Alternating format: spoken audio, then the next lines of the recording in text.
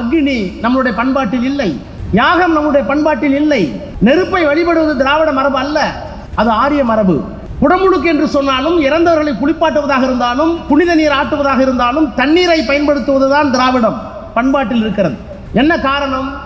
ஆரியம் குளிர் பிரதேசம் இருந்த காரணத்தினால் அவர்களுக்கு தீ தேவைப்பட்டது, நாம் வெப்ப பசத்தில் இருந்த காரணத்தினால் நமக்கு தண்ணீர் தேவைப்பட்டது. எனவே பண்பாட்டில் நீர் தொடங்கி சாப்பிடுகின்ற சாப்பாடு வரை பண்பாட்டில் திருமண முறையில் திராவிடம் தனி அடையாளத்தோடு இருந்தது. சூரியனைத்தான் பூமி சுற்றி வருகிறது சொன்னதற்காக புருனோ என்கின்ற அறிவியல் ஆய்வாளரை நடு ரோட்டில் வச்சு கொடுத்துனீங்களே. 400 ஆண்டுகளுக்கு பிறகு போப்பாண்டவர் வந்து மன்னிப்பு கேட்டாரு, எங்களுடைய மதம் தவறளித்து விட்டதுன்னு. ஒரு போப்பாண்டவருக்கு ஒரு நாணயம் இருக்குல்ல. எங்களுடைய மதம் கிறிஸ்தவம் 400 ஆண்டுகளுக்கு முன்னால் ஒரு அறிவியல் அறிஞனையை உண்மையை சொன்னதற்காக கொன்று விட்டோம், எரித்து விட்டோம், மன்னிப்பு கேட்கிறோம். அது மாதிரி ஒரே ஒரு சங்கராச்சாரி கேட்டிருக்காரா? ஒரே ஒரு சங்கராச்சாரி கேட்டிருக்காரா? தீண்டாமை சேமகரமானது, தீண்டாமை இருக்கத்தான் வேணும், பெண்களுக்கு சொத்துரிமை கொடுக்காதே என்றெல்லாம் எழுதிய சங்கராச்சாரி யாராவது ஒருவர்?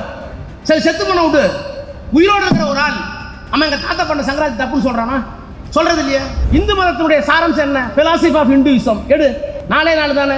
கிரேடட் இன்இக்வாலிட்டி முதல் கருத்து. இரண்டாவது கருத்து படிக்க கூடாத, டெப்ரிவேஷன் ஆஃப் எஜுகேஷன். மூன்றாவது பேன் ஆன் ப்ராப்பர்ட்டி, பெண்ணுக்கு உரிமை கொடுக்காத. இந்த நாளும் தான் இந்து மதத்தினுடைய தத்துவம் என்று அம்பேத்கர் சொல்லுகிறார். இந்த மத தத்துவத்தை கொண்டு வந்தது ஆரியம். இந்த 4 கொள்கைகளையும் ஆதரித்தது ஆரியம். அதை மறுத்தது திராவிடம், அதை மறுத்தவர் பெரியார். அது சரி என்று சொன்னவர் அம்பேத்கர். எனக்கு இருக்கிற ஒரே தலைவர் அம்பேத்கர்னு பெரியார் சொன்னார். தமிழ்நாட்டு மக்கள் என்னிடம் வர வேண்டாம், எனக்கும் சேர்த்து தலைவர் தமிழ்நாட்டில் இருக்கிறார் என்று அவர் சொன்னார். அந்த 2 பேத்துக்கும் பிரச்சனை இல்லை. இப்போ உனக்கு என்ன பிரச்சனை? இன்னைக்கு ஒன்றும் இல்லை. சமத்துவம் பேசுவது யார்? ஆதிக்கத்தை ஏற்றுக்கொள்வது யார்? ஆதிக்கத்தை ஏற்றுக்கொண்டால் ஆரியம், சமத்துவத்தை பேசினால் திராவிடம், பெண்ணுரிமை பேசினால் திராவிடம், பெண் இப்படித்தான் இருக்க வேண்டும் என்று பழைய முறையை சொன்னால் ஆரியம். அதையெல்லாம் தாண்டி இப்போ ஒன்று வந்திருக்கு. அறிவியல் பேசினால் திராவிடம், மூடநம்பிக்கை பேசினால் ஆரியம். நான் பேச வந்திருக்கிற நேரம் மட்டும் இக்கட்டான நேரம் அல்ல, எனக்கு கொடுத்திருக்கிற தலைப்பும் ஒரு நெருக்கடியான தலைப்பு. சமையல் அறையில் இருக்கின்ற அஞ்சரை பெட்டியில்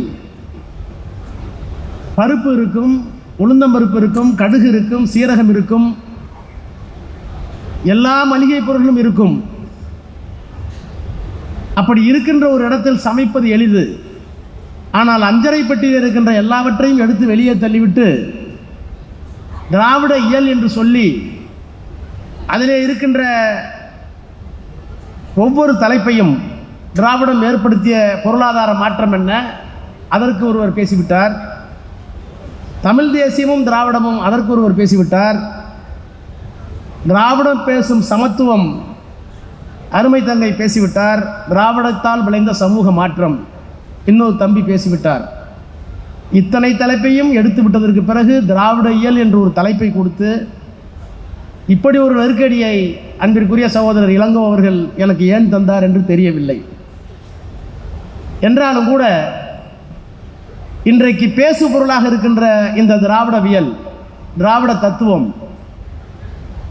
இவற்றை வழக்கறிஞர்கள் தெரிந்து கொள்ள வேண்டும் என்பதற்காக மட்டுமல்ல, வழக்கறிஞர்கள் மூலமாக பரப்பப்பட வேண்டும் என்கின்ற நல்ல எண்ணத்தில் இந்த கருத்தரங்கத்தை திராவிட இயல் கருத்தரங்கம் என்று வடிவமைத்திருக்கின்ற சட்டத்துறைக்கு, என்ஆர் இளங்கோ அவர்களுக்கு, அவரோடு பணியாற்றுகின்ற வழக்கறிஞர் பெருமக்களுக்கு என்னுடைய நன்றியை, பாராட்டுதலை முதலில் நான் தெரிவித்துக் கொள்கின்றேன். திராவிடம் உண்டா இல்லையா, திராவிடம் பொய்யா உண்மையா, திராவிடத்தால் வாழ்ந்தோமா வீழ்ந்தோமா என்றெல்லாம் விவாதங்கள் நடந்து கொண்டிருக்கின்ற இந்த நேரத்தில் இந்த ஆட்சி திராவிட மாடல் ஆட்சி என்று நம்முடைய மாண்புமிகு முதலமைச்சர் அவர்கள் இந்தியாவிற்கே பறைசாற்றி கொண்டிருக்கின்ற இந்த நேரத்தில் திராவிடத்தால் விளைந்த நன்மைகளை மறந்துவிட்டு பேசக்கூடிய புல்லுருவிகள் நடமாடுகின்ற ஒரு நேரத்தில் இந்த தலைப்பை கற்றறிந்த வழக்கறிஞர் பெருமக்கள் கேட்க வேண்டும் என்பதற்காக வழங்கியிருக்கிறார்கள். எது திராவிடம் என்று வரையறுக்க வேண்டும் என்றால், நிலத்தால் திராவிடம் வரையறுக்கப்பட்டது ஒரு காலத்தில். வட வேங்கடம் முதல் குமரி ஆயிடை என்று இலக்கியம் பேசுகிறது. நிலப்பரப்பால் இருந்த திராவிடம் இருந்தது, மொழியால் இருந்த திராவிடம் இருந்தது, கன்னடமும் கணிதெலுங்கும் கவின் மலையாளமும் தாயே தமிழே உன் உதிரத்தே உதித்தெழுந்தே ஒன்று பல ஆயிடினும் ஆரியம்போல் உலக வழக்கு அழித்து ஒளிந்து சிதையா உன் சீரிழமை என்று சொன்ன நேரத்தில் திராவிடம் மொழியால் வாழ்ந்தது, நிலத்தால் வாழ்ந்தது, மொழியால் வாழ்ந்தது. அதற்கு பிறகு பண்பாட்டு தளத்தில் அது வாழ்ந்தது. திராவிட பண்பாடு என்ற ஒரு மிகப்பெரிய பண்பாட்டை கே பிள்ளை அவர்கள் தமிழக வரலாறும் பண்பாடும் என்ற நூலிலே தொகுத்து வழங்கியிருக்கிறார். சுருங்க சொல்ல வேண்டும் என்று சொன்னால், அக்னி நம்முடைய பண்பாட்டில் இல்லை, யாகம் நம்முடைய பண்பாட்டில் இல்லை, நெருப்பை வழிபடுவது திராவிட மரபு அல்ல, அது ஆரிய மரபு. குடமுழுக்கு என்று சொன்னாலும், இறந்தவர்களை குளிப்பாட்டுவதாக இருந்தாலும், புனித நீர் ஆட்டுவதாக இருந்தாலும் தண்ணீரை பயன்படுத்துவதுதான் திராவிடம் பண்பாட்டில் இருக்கிறது. என்ன காரணம்? ஆரியம் குளிர் பிரதேசம் இருந்த காரணத்தினால் அவர்களுக்கு தீ தேவைப்பட்டது, நாம் வெப்ப பசத்தில் இருந்த காரணத்தினால் நமக்கு தண்ணீர் தேவைப்பட்டது. எனவே பண்பாட்டில் நீர் தொடங்கி சாப்பிடுகின்ற சாப்பாடு வரை பண்பாட்டில் திருமண முறையில் திராவிடம் தனி அடையாளத்தோடு இருந்தது. இப்படி நிலத்தில், மொழியில், பண்பாட்டில் எல்லா தளங்களிலேயும் திராவிடம் கண்டறியக்கூடிய ஒரு திடமான பொருளாக, வரலாறாக இருந்தது என்பதை நம்முடைய முன்னோர்கள் தொகுத்தார்கள். ஆனால் இன்றைக்கு என்ன சொல்லுகிறார்கள்? எது திராவிடம்? திராவிடம் இல்லை என்று சொல்லுகிறார்கள். ஆனால் திராவிடம் இல்லை என்று சொல்லுகிறவர்களே ஆரியம் இல்லை என்று சொல்லுகிறார்களா என்றால், நிர்மலா சீதாராமன் வரை ஆரியம் இருப்பதை ஒப்புக்கொள்ளுகிறார்கள், ஆரியவர்தனம் என்று ஒப்புக்கொள்கிறார்கள், ஆரிய சமாஜத்தை ஒப்புக்கொள்ளுகிறார்கள், ஆரியம் என்கின்ற வரலாற்று உண்மையை ஒப்புக்கொள்ளுகிறார்கள், ஆரியம் என்கின்ற பண்பாட்டை ஒப்புக்கொள்ளுகிறார்கள். ஆக ஆரியம் இருக்கிற காரணத்தினால் திராவிடத்தை மறுக்க வேண்டுமா? ஆரியமும் திராவிடமும் இந்த மண்ணினுடைய இரண்டு பண்பாட்டு கூறுகள் என்பதை எல்லா வரலாற்று தரவுகளோடும் நிறுவியிருக்கிறார்கள். அது பி.டி. சீனிவாச ஐயங்காரா? அதற்கு பிறகு கே பிள்ளையா, நீலகண்ட சாஸ்திரியா? வரலாற்றினுடைய எல்லா ஆசிரியர்களும் இந்த மண்ணில் இரண்டு பண்பாடு இருந்தது.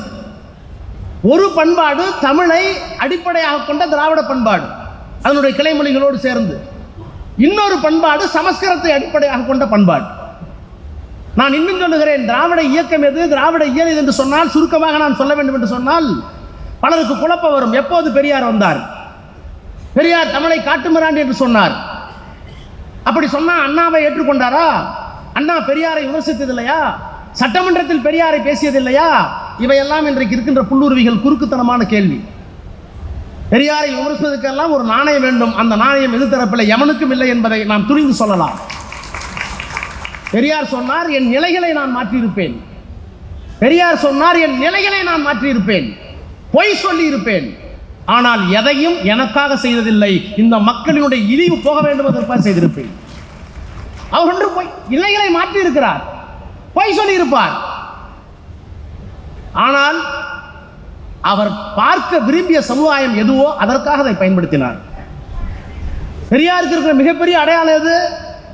1980களில் 1950களில் அந்த குடும்பம் மிகப்பெரிய வருமான வரியை கட்டிய குடும்பம், சொல்லிக் கொள்வதற்கு சாதி பெருமிதம் இருந்த குடும்பம்.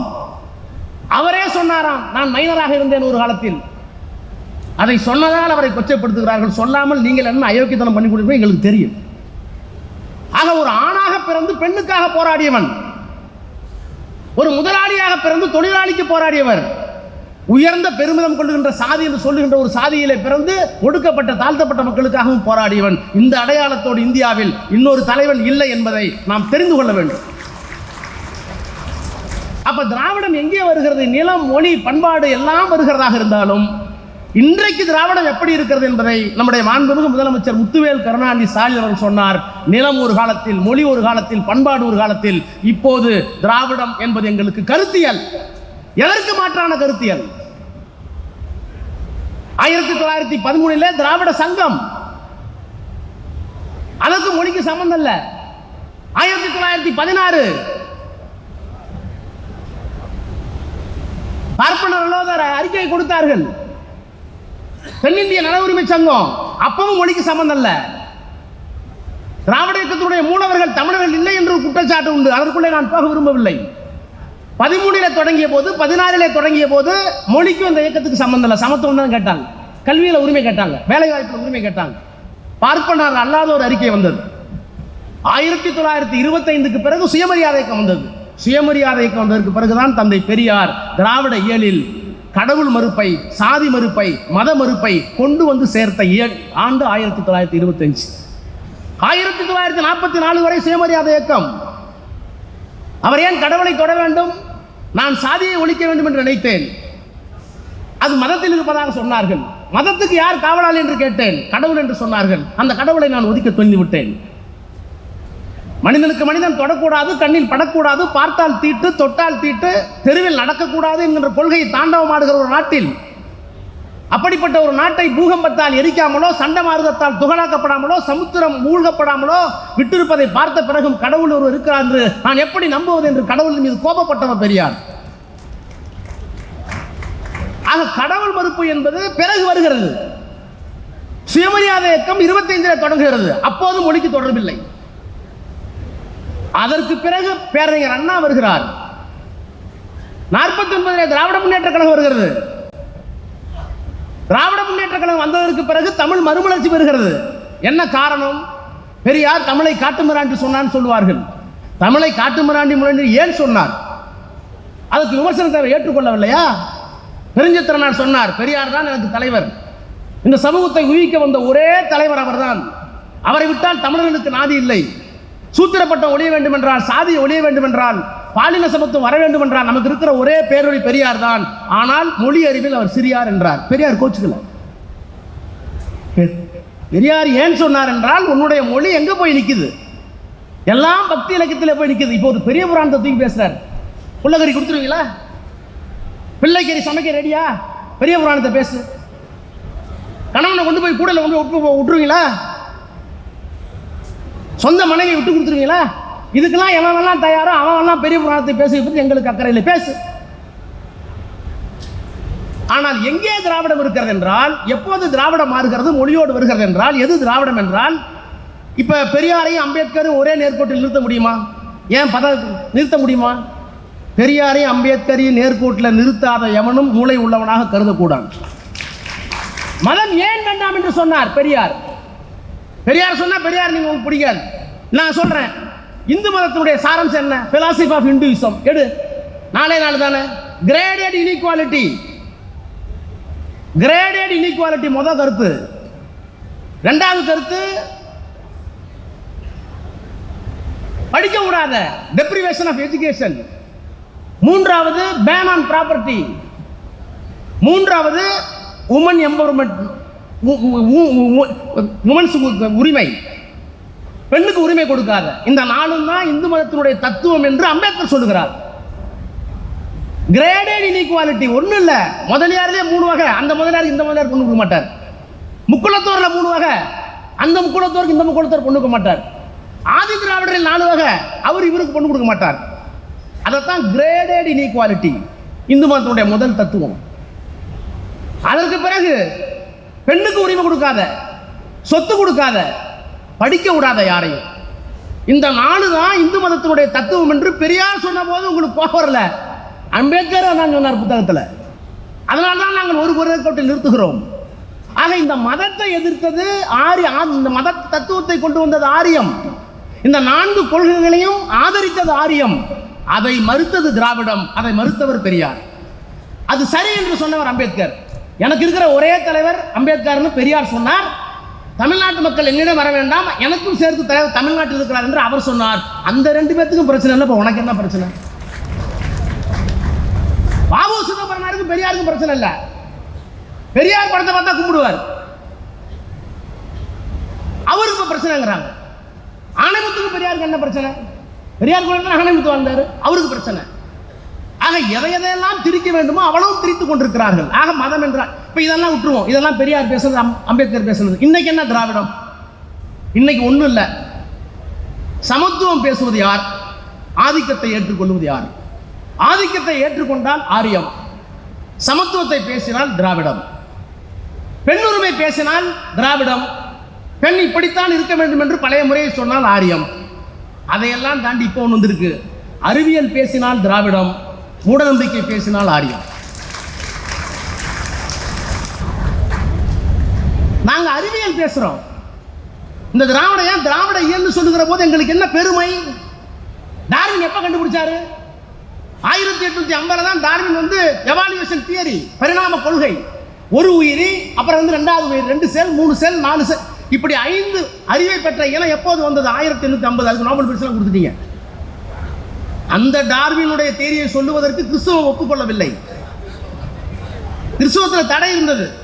டார்வினுடைய கொள்கையை பார்த்துவிட்டு இந்த கொள்கை எவ்வளவு உயர்ந்த கொள்கை, இவ்வளவு பெரிய தத்துவமா இருக்கேன்னு சொல்லி கார்ல் மார்க்ஸ் தான் எழுதிய தாஸ் கேபிட்டல் புத்தகத்துக்கு அணிந்துரை கேட்டார் டார்வின்ட்ட.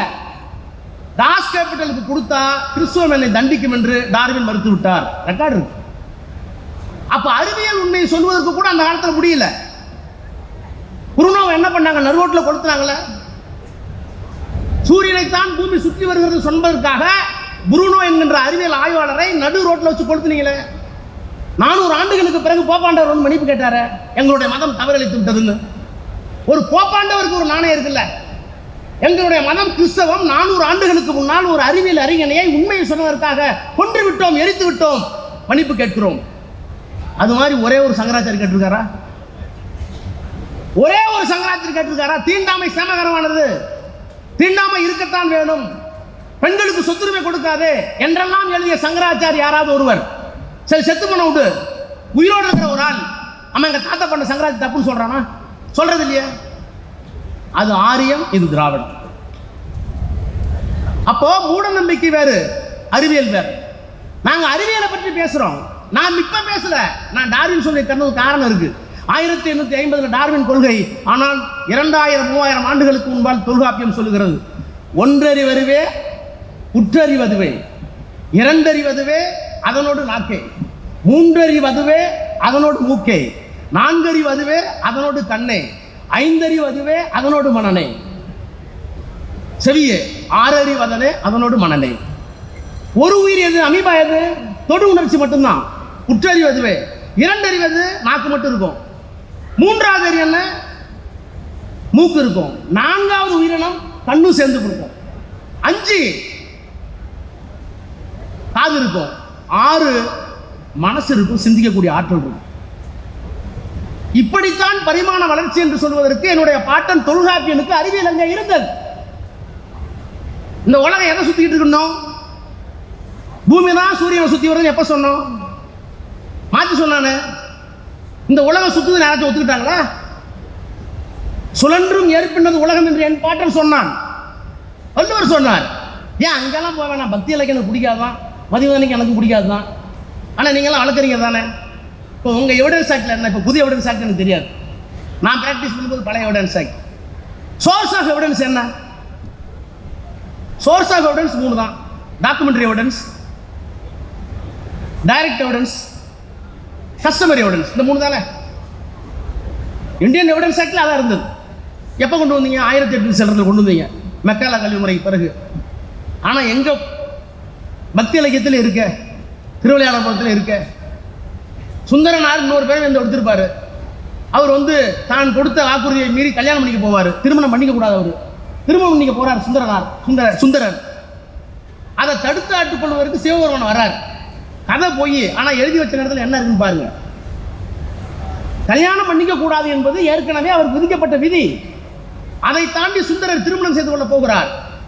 ஒரு அடிமை திருமணம் செய்யக்கூடாதுன்னு அப்ப இருக்கு. அப்ப சிவபெருமான் போய் சொல்றாரு, நீ எனக்கு அடிமை திருமணம் பண்ணக்கூடாதுங்கிறார்.